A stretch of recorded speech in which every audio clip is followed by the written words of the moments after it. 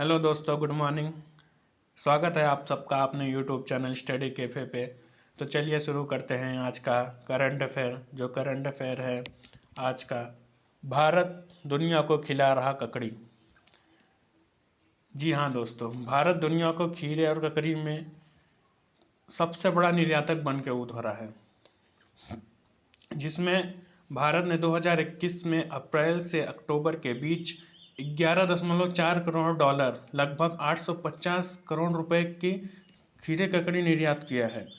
भारत ने पिछले वित्त वर्ष में एग्रीकल्चर प्रोसेस प्रोडक्ट अचार बनाने वाले खीरे के निर्यात में 20 करोड़ डॉलर लगभग 1490 करोड़ रुपए के आंकड़े को भी पार कर लिया है। जी, इस निर्यात में सुधार आया कैसे? जो हमारा इंडिया में एक संस्था है जो agriculture and process food product expert development authority है, जिसको शॉर्ट फॉर्म में अपेडा बोलते हैं। इनके बुनियादी ढांचे के विकास, वैश्विक बाजार में उत्पाद का बढ़ावा देने का काम करता है, प्रसंस्करण में खाद्य सुरक्षा प्रबंधन प्रणाली के पालन के लिए कई पहल की है। तो ये अपेडा क्या है, कब आया था इंडिया में?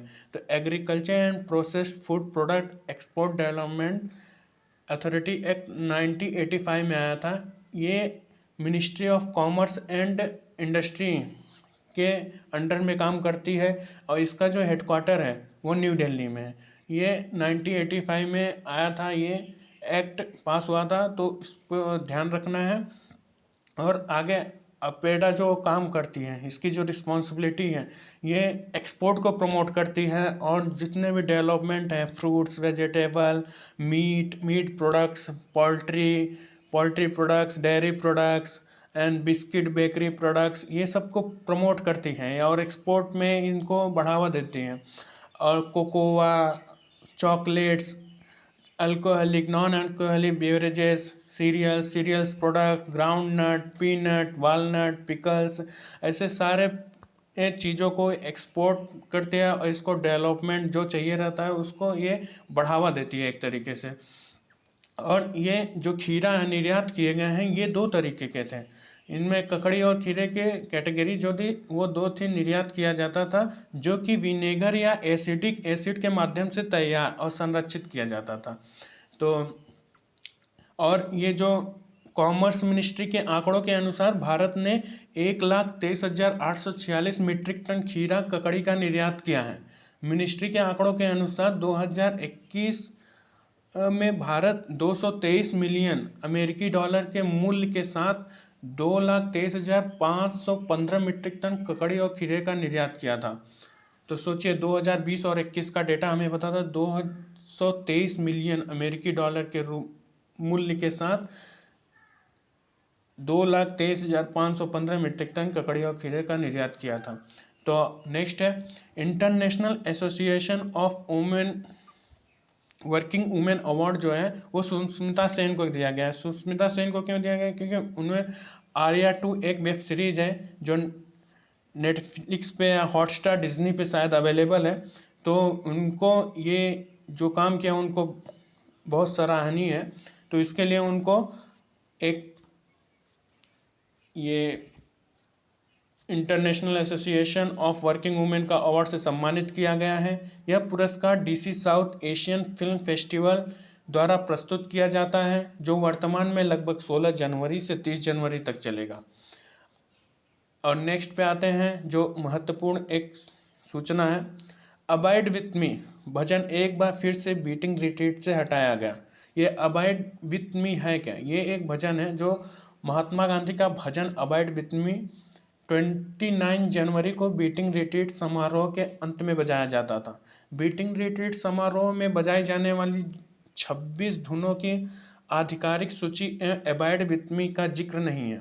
जो अभी जो लिस्ट निकाले गए हैं 26 धुनों में, उसमें बीटिंग रिट्रीट समारोह में जो होने वाला उसमें इसका कोई चर्चा नहीं है। और महात्मा गांधी का यह पसंदीदा था, ये पसंदीदा भजन था। पिछले साल भी इसको हटाया गया था, तो लोगों को विरोध की वजह से इसको इसमें फिर से ऐड किया गया था। यह धुन जो है 1950 से हर वर्ष वार्षिक समारोह में बजाई जाती थी। समारोह के अंत में बैंड द्वारा अबाइड विथ मी बजाया जाता था, और इसे इसके भजन में बिना पिछले साल बजाई गई 4 धुनों के बजाय 3 धुन है। और इस साल बजाई जाने वाले 3 धुनों हैं कदम कदम बढ़ाए जा, ड्रमर्स कॉल और ए मेरे वतन के लोगों। पिछले साल जो 4 धुनें बजाई गई थी वो थी भारत के जवान, ये एक नई रचना है, कदम कदम बढ़ाए जा, ड्रमर्स कॉल और अबाइड विथ मी। जैसे मैंने अभी बताया कि 2020 में अबाइड विथ मी को हटा दिया गया था, लेकिन सोशल मीडिया पे लोगों के विरोध के द्वारा अंतिम सूची में शामिल कर लिया गया था, मतलब लास्ट मोमेंट पे इसको ऐड कर लिया था। और इसके अलावा 2020 में पहली बार भी ये हुआ था कि वंदे मातरम भी बजाया गया था। तो अबाइड विथ मी के बारे में थोड़ा जान लीजिए कि ये 9वीं शताब्दी के स्कॉटिश कवि हेनरी फ्रांसिस लीटे द्वारा लिखा गया था। कौन लिखा था इसको, ये अभी पूछा जा सकता है, क्योंकि अभी हटा दिया गया है ना, तो किसी भी एग्जाम में इसको पूछा जा सकता है कि इसके रचयिता कौन है। तो स्कॉटिश कवि हेनरी फ्रांसिस लीटे द्वारा लिखा गया था। 1950 से बीटिंग रिट्रीट समारोह में का हिस्सा रहा है। दिल्ली के विजय चौक पर हर साल 19 जनवरी शाम को बीटिंग रिट्रीट किया जाता है। ये जो बीटिंग रिट्रीट क्यों होता है, ये बीटिंग रिट्रीट ये एक सदियों पुरानी एक सैन्य परंपरा है जो उन दिनों से चली आ रही है जब सैनिक सूर्यास्त के समय युद्ध करना बंद कर देते थे। जैसे ही बिगुल वाला पीछे हटने की आवाज़ देता था, सैनिक लड़ना बंद कर देते थे और युद्ध के मैदान से हट जाते थे। बीटिंग द रिट्रीट गणतंत्र दिवस समारोह के अंत के रूप में होता है। तो आगे बढ़ते हैं। कृषि के लिए ड्रोन खरीदने पर सब्सिडी। जी हाँ, केंद्र सरकार जो है वो जो भी ड्रोन खरीदेगा उसको एक सब्सिडी मिलेगी। कृषि क्षेत्र में आधुनिक मशीनों का प्रयोग बढ़ाने के लिए सरकार द्वारा कई योजनाएं चलाई जा रही हैं, जिनमें किसानों को कृषि से जुड़ने एवं उपकरण खरीदने को किसानों को सब्सिडी दी जाती है। सरकार द्वारा दिए जाने वाले इन कृषि यंत्रों की सूची में अब ड्रोन भी शामिल कर लिया गया है, जो भारत के एक गुणवत्तापूर्ण खेती को प्रोत्साहन देने का उद्देश्य से प्रमुख पहल करते हुए केंद्रीय कृषि एवं किसान कल्याण मंत्रालय ने इस क्षेत्र को हितधारकों के लिए ड्रोन तकनीकी को किफायती बनाने का दिशा निर्देश जारी किए हैं। ड्रोन खरीदने पर 10 लाख रुपए का अनुदान भी मिलेगा, जिसको सब्सिडी बोलते हैं। ये किसको मिलेगा? कृषि मशीनरी प्रशिक्षण और प्रशिक्षण संस्थानों, ICR संस्थानों, कृषि विज्ञान केंद्रों और राज्य कृषि विश्वविद्यालयों द्वारा ड्रोन की खरीद पर कृषि ड्रोन की लागत 100% तक या 10 लाख रुपए जो भी कम हो अनुदान किया जाएगा। इसके तहत किसानों के खेतों में बड़े स्तर पर इस तकनीकी का प्रदर्शन किया जाएगा। तो आगे बढ़ते हैं। कृषि एवं कल्याण मंत्रालय ने देश में ड्रोन का उपयोग बढ़ाने के लिए कृषि मशीनरीकरण पर उप मिशन के दिशा निर्देशों में संशोधन किया गया है। इसमें अलग अलग कृषि संस्थानों को उद्यमियों, कृषि उत्पादक संगठन एवं किसानों के लिए सब्सिडी का प्रावधान किया गया है। और अन्य लाभार्थियों को ड्रोन खरीदने पर दिया जाने वाला अनुदान भी है।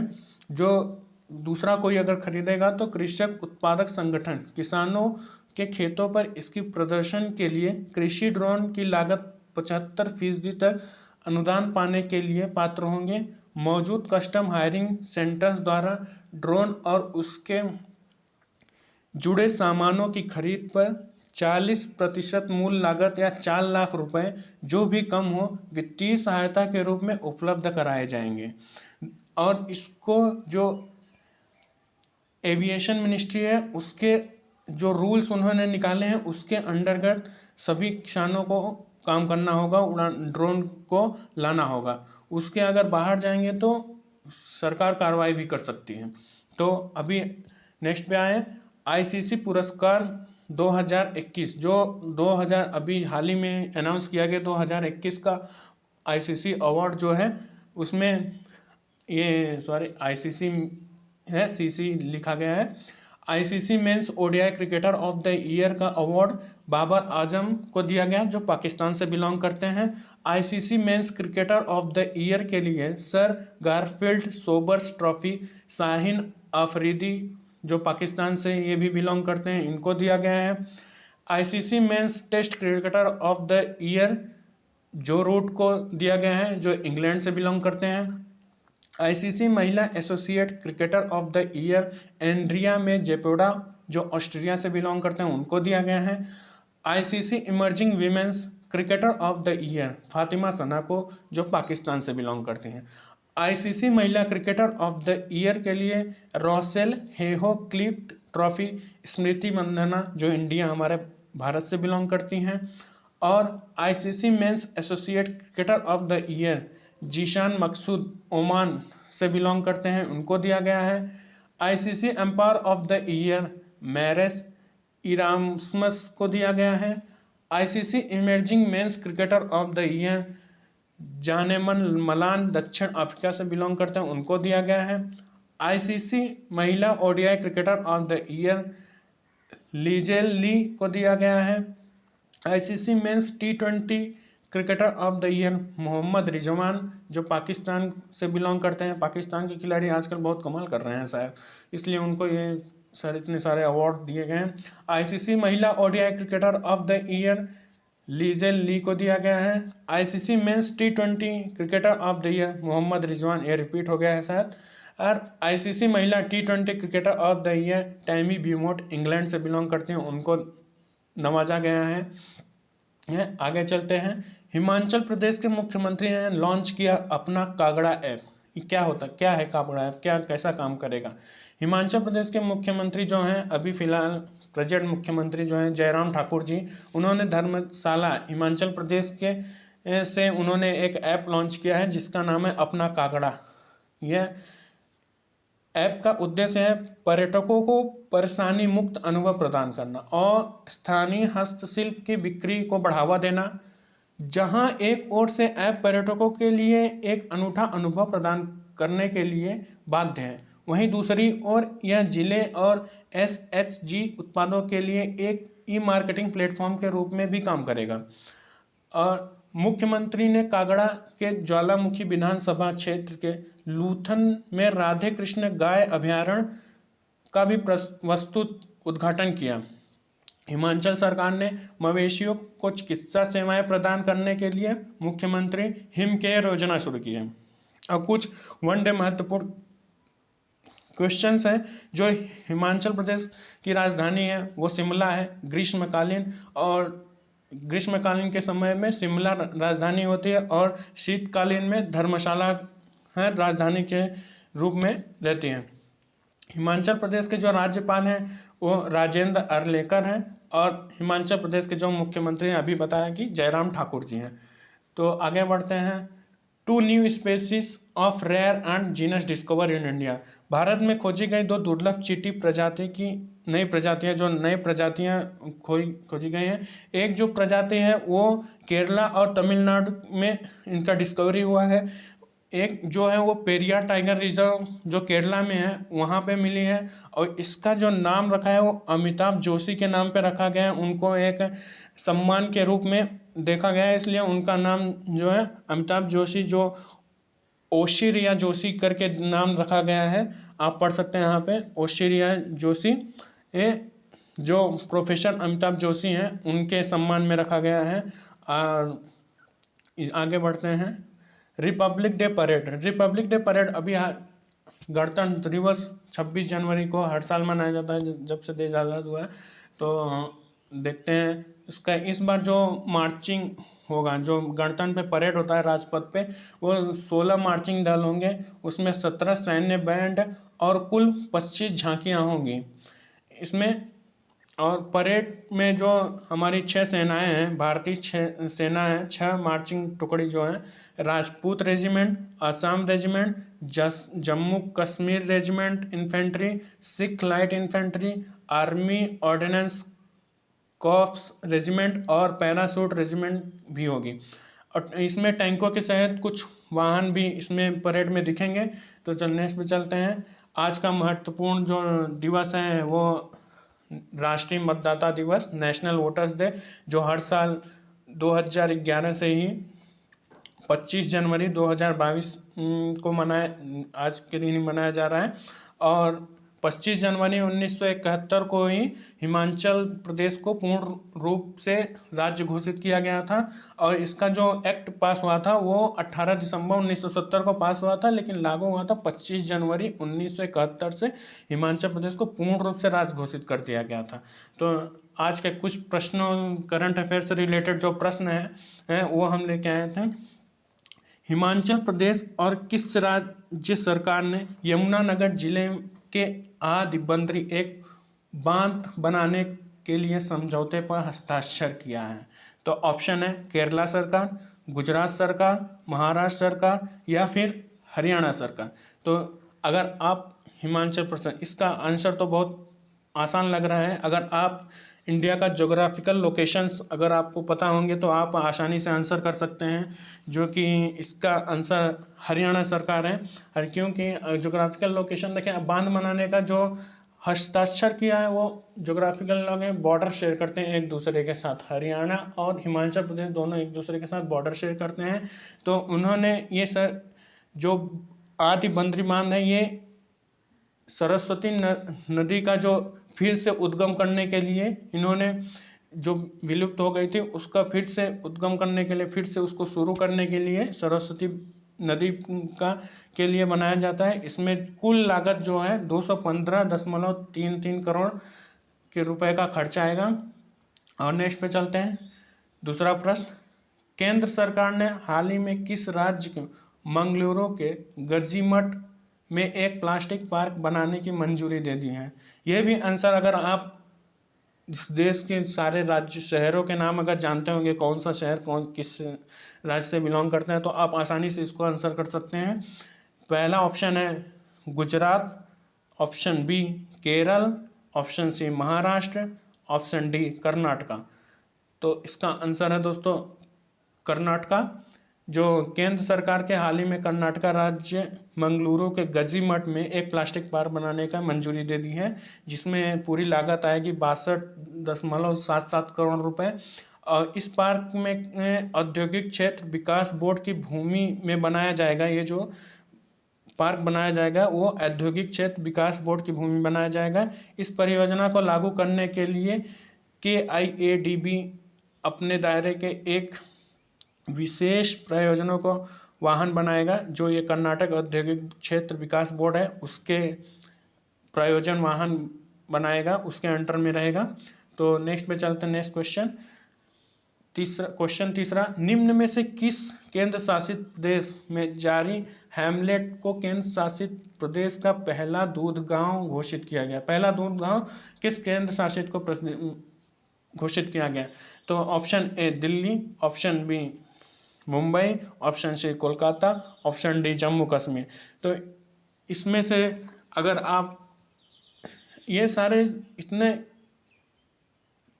अच्छे क्वेश्चन है कि आप इनको ऑप्शन बेस्ड पे ही कर सकते हैं, क्योंकि देखिए यहाँ पे सिर्फ 2 ही केंद्र शासित प्रदेश आपको दिख रहे हैं। अगर आप देखेंगे दिल्ली दिख रहे हैं और जम्मू कश्मीर, बाकी मुंबई और कोलकाता तो सिटी के नाम है, ये तो केंद्र शासित, ये जो राज्य के कोलकाता और मुंबई ये जो राज्य हैं में आते हैं।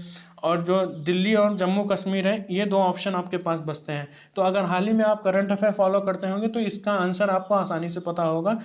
इसका आंसर जो है, इसका आंसर क्या होगा? इसका आंसर जम्मू कश्मीर।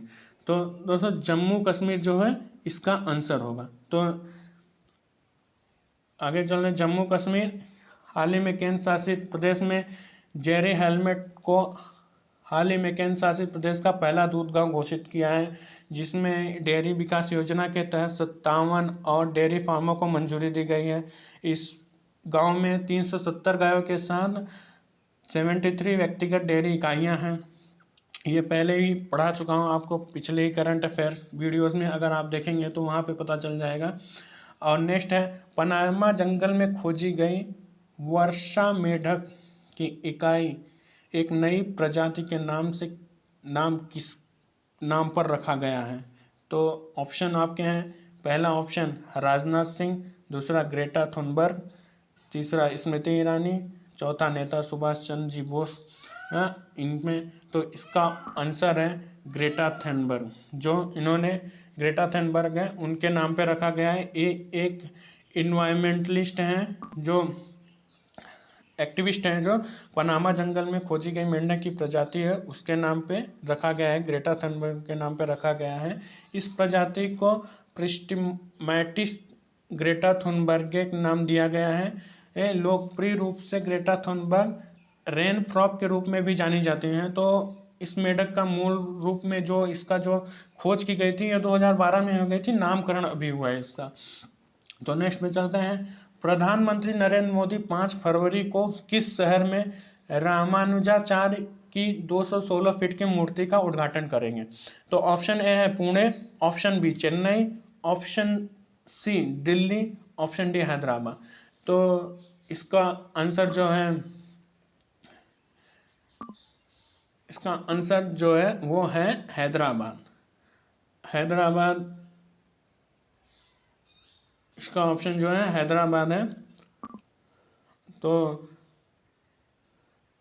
प्रधानमंत्री नरेंद्र मोदी 5 फरवरी को हैदराबाद शहर में रामानुजाचार्य की 216 फीट की मूर्ति का उद्घाटन करेंगे। जो 11वीं रामानुजाचार्य जो है वो 11वीं सदी के संत हैं, क्रांतिकारी समाज सुधारक थे। यह जो मूर्ति है तेलंगाना में है, हैदराबाद तेलंगाना की राजधानी है। उधर का जो इलाके का नाम है शमशाबाद, 45 एकड़ में परिसर में स्थित है और 1,000 करोड़ रुपए की लागत से बना है। और इसमें जो इनका गर्भगृह है वहाँ पे 120 किलो सोना यूज़ किया गया है, क्योंकि 120 साल ये जीवित रहे थे। तो इनके गर्भगृह में 120 किलो सोना का इस्तेमाल किया गया है। और ये जो पूरा 1,000 करोड़ रुपए खर्च किया है, ये पूरा जो लोगों ने दान किया है वो उस पैसे से बना है ये मूर्ति। तो नेक्स्ट पे चलते हैं। निम्नलिखित में से किस शटल खिलाड़ी ने लखनऊ सैयद मोदी अंतर्राष्ट्रीय टूर्नामेंट में महिला एकल खिताब जीता है? तो ऑप्शन ए है Saina Nehwal, option B PV Sindhu, option D Carolina Marin, option D Tai Tzu young. तो इसका आंसर है पीवी सिंधु। तो भारतीय शटलर जो पीवी सिंधु है, हाल ही में लखनऊ में जो सैयद मोदी इंटरनेशनल टूर्नामेंट जो ऑर्गेनाइज किया गया था उसमें 21-13 और 21-16 से जो अपने अपोनेंट थे उनको हरा के ये खिताब अपने नाम किया था। और इसमें जो ये सैयद मोदी इंटरनेशनल ट्रॉफी है, इसमें जो साइना नेहवाल है वो 3 बार जीत चुकी हैं, उनका एक वर्ल्ड रिकॉर्ड है। और 7वां प्रश्न है, हाल ही में किस देश के पूर्व प्रधानमंत्री शिंजो आबे को नेताजी पुरस्कार 2022 को सम्मानित किया गया? ऑप्शन ए सऊदी अरब के, option B Sri Lanka, option D Japan, option C Japan, option D Nepal. तो इसमें से कौन सा आपको लग रहा है, आप कमेंट करके बता सकते हैं। तो आंसर है शिंजो आबे, जापान के पूर्व प्रधानमंत्री थे। जो नेताजी रिसर्च ब्यूरो द्वारा कोलकाता में जापान के महावाणिज्य दूत नाकामुरा युताका ने नेताजी पुरस्कार से सम्मानित किया, जो उन्होंने कलेक्ट किया था। उनके जो पुरस्कार दिया गया था, क्योंकि वो आ नहीं पाए थे कोरोना की वजह से, तो जो इंडिया में उनका दूतावास था उन्होंने ये अवार्ड को कलेक्ट किया। तो नेक्स्ट पे चलते हैं। Test your knowledge. आप इसका जो उत्तर है वो कमेंट बॉक्स में कमेंट करके बताइए कि इसका आंसर क्या हो सकता है। Which of the following is India's first permanent Arctic research station? निम्नलिखित में से कौन सा भारत का पहला स्थायी आर्कटिक अनुसंधान केंद्र है? Option A Dakshin Gangotri, option B Maitri, option C Bharati, option D Himadri. तो आप कमेंट करके इसका आंसर बताइए। और थैंक यू पूरा वीडियो देखने के लिए, और लाइक करें, शेयर करें और सब्सक्राइब करें स्टडी कैफ़े को।